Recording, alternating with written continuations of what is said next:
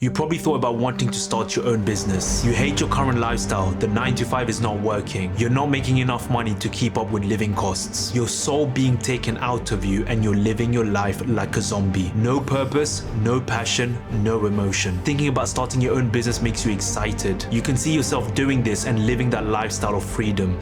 This was me 7 years ago, thinking and acting the exact same way. I used to work in investment banking and left that world to start up a Maths Academy from zero. I wanted to run my own business and have the freedom to do what I want, when I want, and how I want. But I quickly realized the very harsh reality of starting and running your own business. It is not to be taken lightly, and in fact, pain, struggles, and deep challenging periods was to come ahead. In 7 years of running the business, I made countless mistakes to the point I thought this was the end. But I never gave up and I still pushed through. Every mistake I made, I had to learn the hard way and come back stronger, wiser, and sharper. The reason why I'm telling you this is because I want to share 5 easy mistakes you can avoid when starting your business from zero, so you don't have to go through the same level of pain and struggles that I had to go through.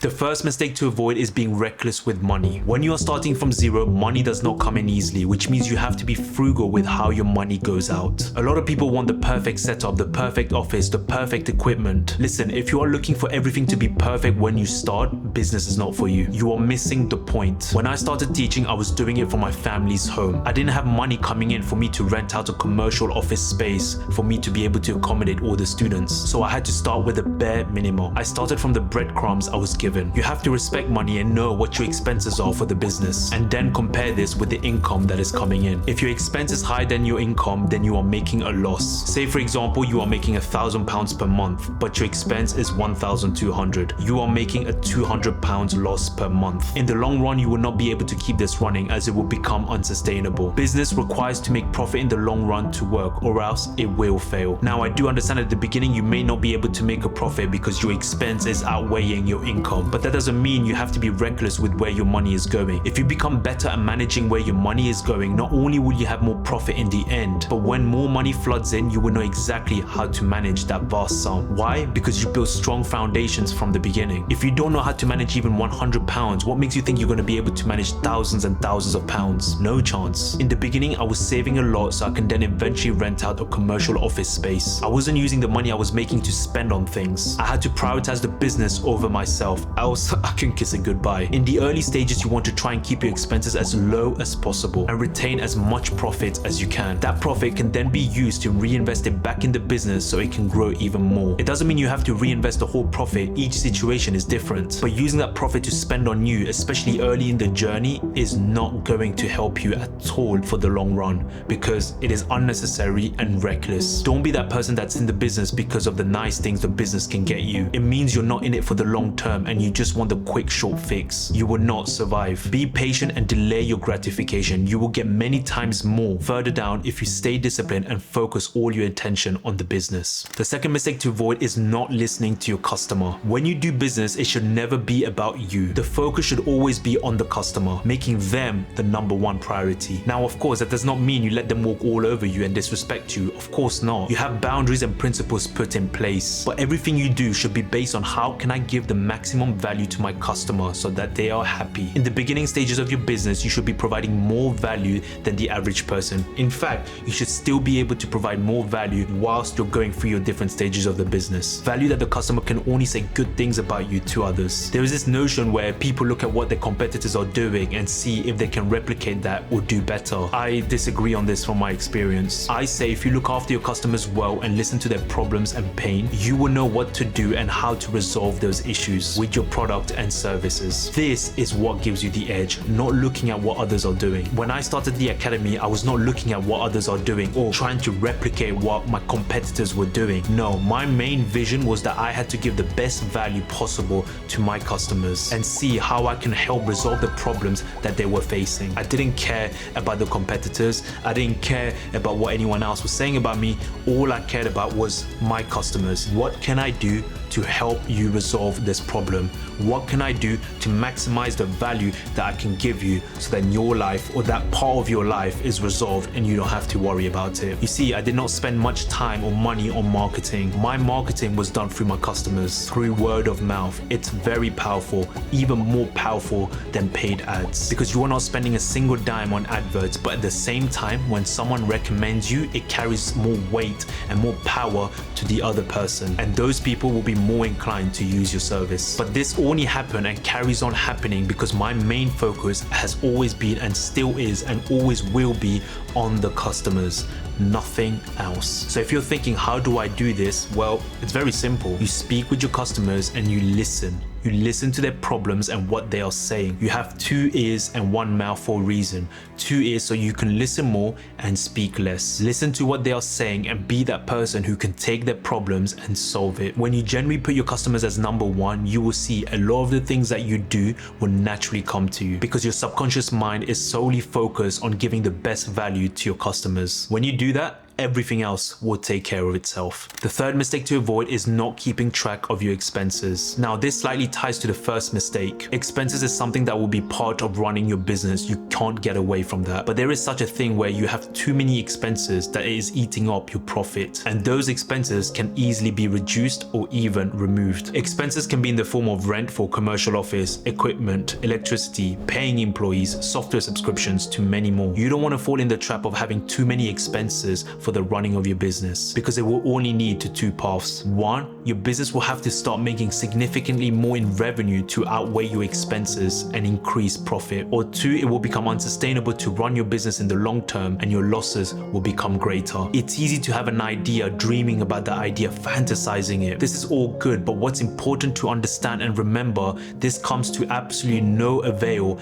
if you don't know how to manage your money. You need to understand what your outgoings and expenses are for the business, so you can have a better idea of the running of the business. Numbers never lie, but most people don't want to spend time on numbers because it's boring. Well, look, if you want to prosper and stay in business for the long term, you have to look at numbers. There's no ways around it. Now, yes, you can get an accountant for you to sort that out, no problem. But at the beginning stages, especially when you're just starting out, you don't need that. In fact, it should be a skill you should learn and cultivate because it will reap huge dividends in the future when you start making more and more revenue. So how do you go about tracking your expenses? It's very simple. You can open up a spreadsheet and list down all your expenses that is going out per month. Then when you have this, you can start looking at things that you don't actually need. You'll be surprised at what you can find there. Remember, if the expense does not directly impact the revenue of the business, is it actually needed? What's the reason you have this expense? Be honest with yourself here. There's no point in trying to sugarcoat this to make yourself feel better. If it's not needed and it's not directly related to the revenue of the business, then cut it out. It's not needed. As you start going through your list, make a note of how much money you are saving per month. Now that money will be profit back to you and you can use that for better strategic purposes. Keeping track of your expense is a skill and a habit that will greatly benefit you in the long run. If you are good at managing money in the early stages, trust me when I say this, you will have no problem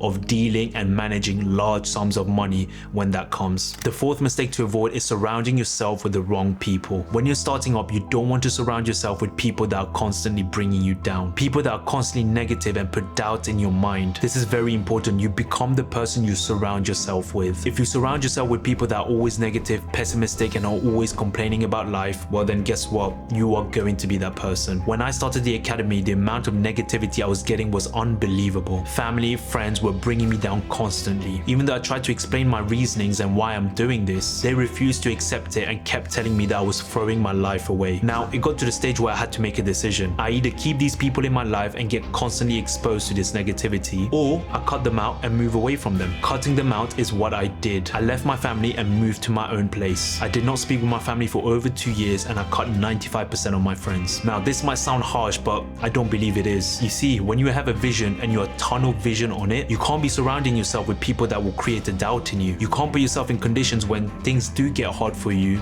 You start doubting yourself because those people who are around you cast these shadows and negativity that this was never gonna go right. Now those doubts are coming into your mind. You don't want to surround yourself with those people. I surrounded myself with people that believed in me no matter what. That during my dark days, they were still there pulling me back up because they wanted me to do well. They believed in me and they believed in my vision. But most importantly, they wanted me to succeed. The fifth mistake to avoid is being picky with opportunities. In the beginning, opportunities coming your way will be very far and few. You have to say yes to everything that comes your way because you have nothing. This aspect of picking what you want is nonsense. You're not going to have many opportunities coming your way at the start, so you want to make most of those opportunities that do come your way. Even if it's something you do not like, it does not matter. You still do it because you don't know where that opportunity could lead you. I went to schools to help students in maths for free, and I told them, you don't need to pay me. I would do this voluntarily for a few months and then you can see whether I'm good or not. I was not picky when it came to opportunities because I knew I had nothing to start with. I was starting from zero, so I made sure I said yes to anything that came my way and gave 100% to it. When you get opportunities coming your way, use it as a learning curve. Don't seek out money straight away because the knowledge and wisdom that you can gain from this is far greater than the money that you are seeking. That knowledge, that experience, that wisdom that you will gain from this opportunity